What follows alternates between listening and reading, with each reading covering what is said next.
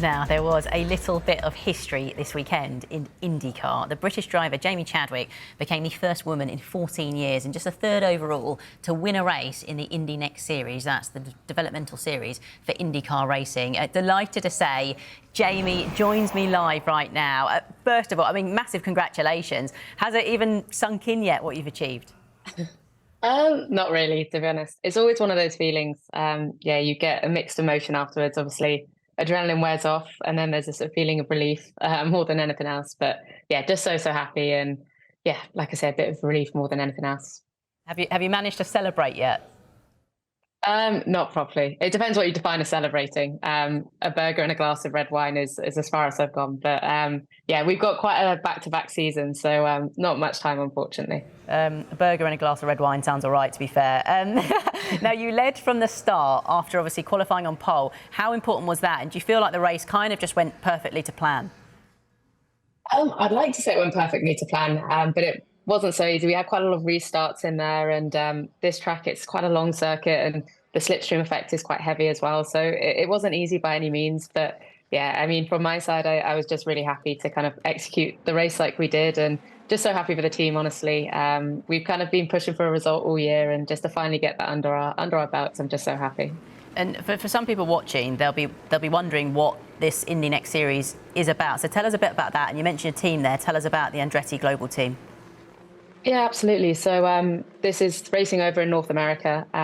It's the developmental series, as you say, so the Formula 2 equivalent of IndyCar, which is kind of their Formula 1 over in America. There's a few differences. We race on different styles of tracks. We also race on ovals. But yeah, I went over into this series last year. Andretti brought me over. You can see Michael Andretti there. He's the team boss, a big namesake in the sport. And they brought me over. And last year was very much a learning season. And I knew this year we had to come in and get some big results. And just so happy that we've been able to do that at this point in the season. Yeah, brilliant.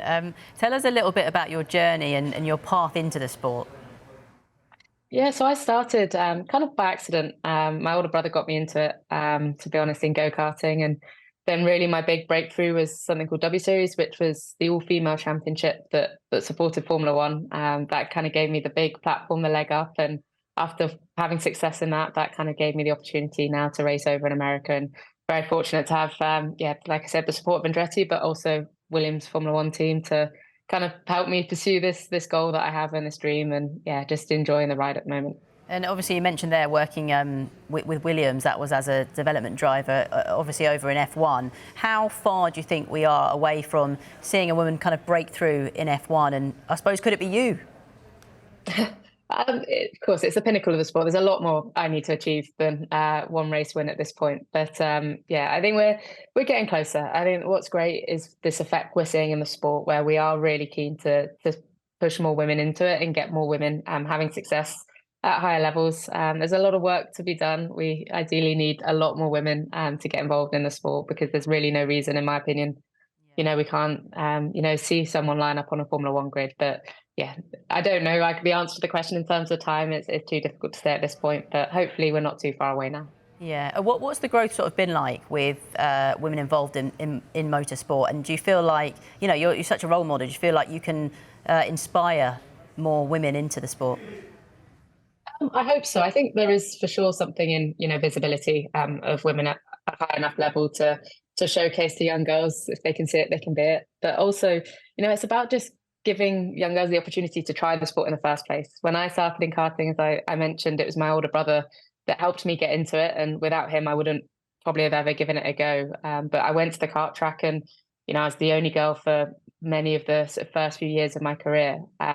Now I've started an initiative in the UK, combined with Daytona, which is a karting company, and have 3 tracks. And I turned up to the first event, and there was 45 young 8-year-olds all competing. And there was, I think, nearly 400 girls register interest, which is way greater than it ever was when I started. So we're definitely getting there, but yeah, ideally we need to get even more young girls starting in the sport. Yeah, those numbers are really good to hear. And just lastly, what are your aims then for the rest of the season? Just keep pushing, keep working hard. I think we now kind of got this one result off our backs a little bit. Obviously, I want to keep pushing, getting results. Like I said, one race win isn't going to secure me anything for next year. So I just need to keep sort of banking some results, and hopefully that can help us a little bit in the championship as well. And yeah, the rest will be hopefully. Yeah. Well, Jamie, we look forward to watching what comes next. But congratulations again, and thank you so much for coming on the show today. All right, thank you.